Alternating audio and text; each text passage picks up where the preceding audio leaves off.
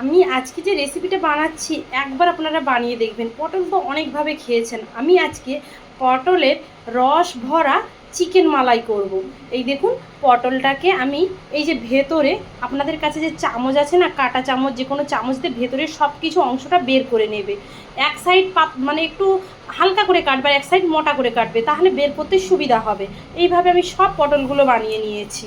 এবার চলুন, আগে আমি নারকেল, একদম এখানে কচি নারকেল নেবে।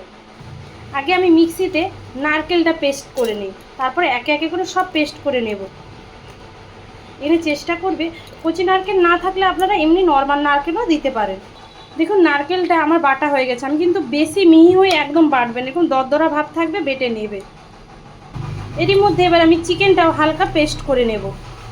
সলিড চিকেন নিবে, এখানে চিকেনটা ছোট ছোট করে কেটে নিয়েছি। দেখুন, চিকেনটা আমার দরদরাভাবে পেস্ট করা হয়ে গিয়েছে। এবার হচ্ছে আমি মশলাটা করে নেব। এখানে হচ্ছে আদা, রসুন, একটা পেঁয়াজ, শুকনো লঙ্কা, সামান্য জল দিয়ে এগুলো পেস্ট করে নেব। কড়াতে সরষের তেল নিয়ে নিয়েছি, তেলে সামান্য একটু চিনি দিয়ে দিলাম, গোটা গরম মশলা, তেজপাতা আর শুকনো লঙ্কা দিয়ে দিলাম, পেঁয়াজ কুচি দিয়ে দিলাম, কাঁচা লঙ্কা কুচি দিলাম। এখানে আমি আদা রসুনের পেস্ট একটু দিলাম, আর কিছুটা মশলা আবার আমি রেখে দিলাম।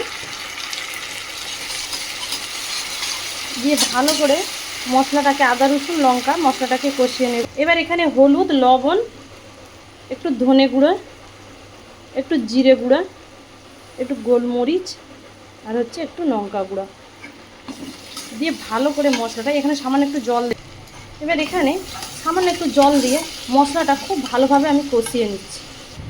এবার যে সেই কিমা করে রাখা চিকেনগুলো, সেই চিকেনটা দিয়ে দিচ্ছি।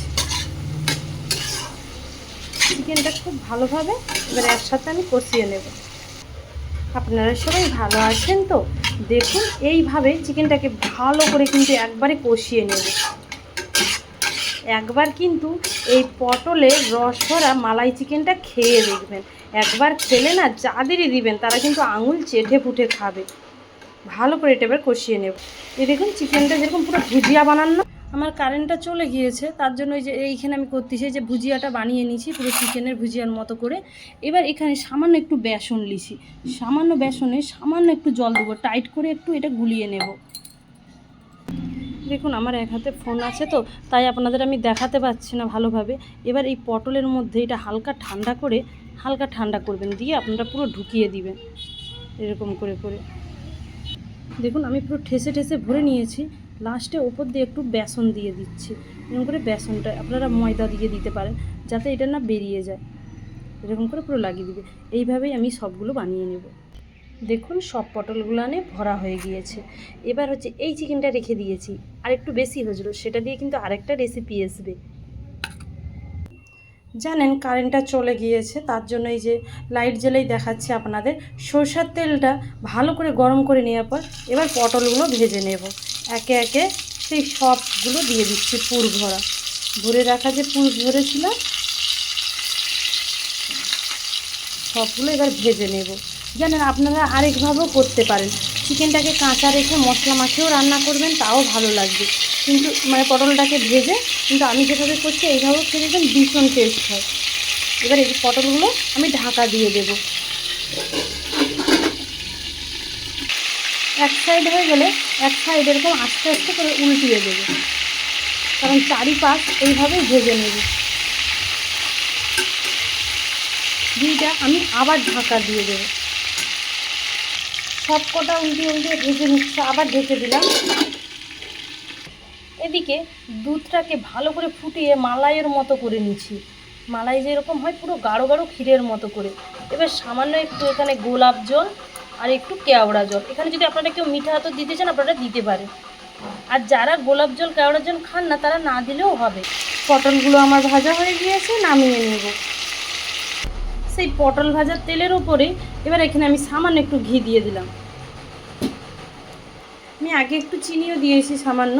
এবার এখানে জয়িত্রী, গোটা গরম মশলা, শুকনো লঙ্কা, গোটা জিরে আর তেজপাতা দিয়ে দিলাম। এবার এর মধ্যে পেঁয়াজ কুচি দিয়ে দিয়েছি, পেঁয়াজ কুচিটা খুব ভালোভাবে ভেজে নেব। এবার বাদ বাকি যে আদা রসুন আর লঙ্কা পেঁয়াজের পেস্টটা, সেই পেস্টটা এখানে দিয়ে দিলাম, দিয়ে মশলাটা খুব ভালোভাবে এবার কষিয়ে নেব।